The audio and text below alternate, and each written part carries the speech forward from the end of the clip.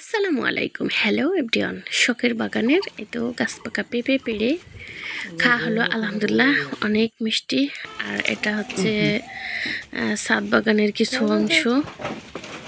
আমার প্রায়ই বড়ই পেঁপে কাঁচা পাকা নরম প্রতিদিনই পেঁপে পাড়া লাগে।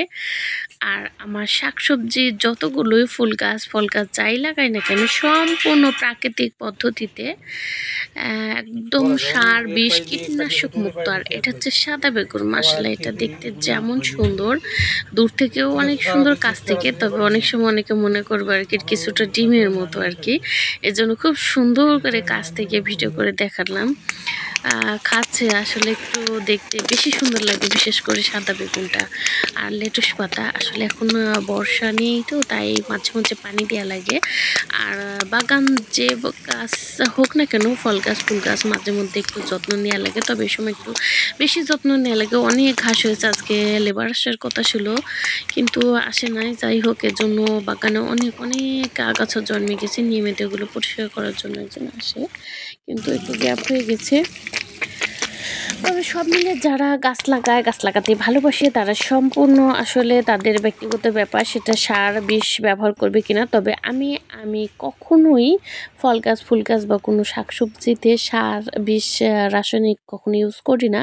সম্পূর্ণ প্রাকৃতিকভাবে, যেমন কলার খোসা থেকে শুরু করে পেঁয়াজের খোসা, শুধু লেবুর খোসা আর পেঁপের খোসা, কাঁচামরিচের বোটা আর কি। এই তিনটা জিনিস আমাদের গাছের জন্য ক্ষতিকর। তাছাড়া সব কিছুই আমি মনে করি আমাদের গাছের আসলে চাল ধোয়া পানি, ডাল ধোয়া পানি, ডিম সেদ্ধ পানি, ডিমের খোসা, এগুলো সবগুলো আমাদের গাছের বা বাগানের আসলে বিভিন্ন রকম যত রকম গাছ আছে, ছোট বড় শাকসবজি সব গাছের জন্য খুবই উপকার। এ তো জাম গাছেও এখন জামের ফুল চলে এসেছে, তবে অনেক সময় ঝড়ো বাতাসে ঝরে যায়।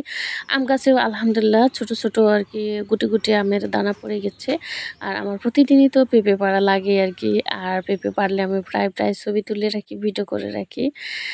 সারা বছর আসলে আমি মনে করি সব ফল কিন্তু সারা বছর পাওয়া যায় না। আম জাম কাঁঠাল লিচু যে ফলই হোক না কেন, তবে পেঁপেটা আমরা যদি মনে করি আসলে টাটকা সতেজ যদি খেতে চাই, তো চাইলে যে কেউ বাসা বাড়িতে বা ছাদেও কিন্তু পেঁপে গাছ লাগানো সম্ভব। কারণ এটা সারা বছর আসলে খাওয়া যায়, সেটা তরকারি খাওয়া যায়, আবার পাকা খাওয়া যায়, কাঁচাও কিন্তু খাওয়া যায়। এটা স্বাস্থ্যের জন্য অনেক উপকার।